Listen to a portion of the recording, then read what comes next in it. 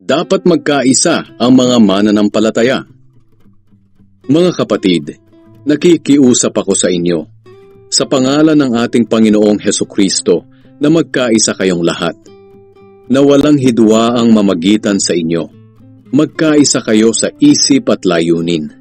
Sinasabi ko ito dahil may nagbalita sa akin mula sa tahanan ni Chloe na may mga nag-aalitan sa inyo. Ito ang ibig kong sabihin.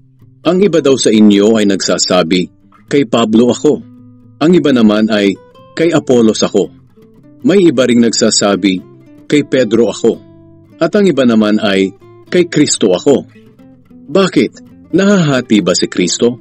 Si Pablo ba ang ipinako sa krus para sa inyo? Binautismuhan ba kayo sa pangalan ni Pablo?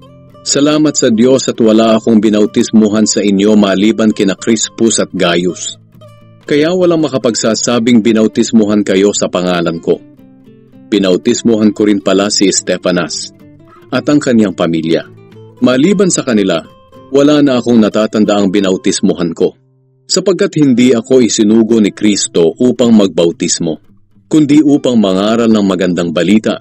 At hindi ko ito ginagawa sa pamamagitan ng mahusay na pananalita at karunungan ng tao, upang hindi mawalan ng kapangyarihan ang pagkamatay ni Kristo sa krus.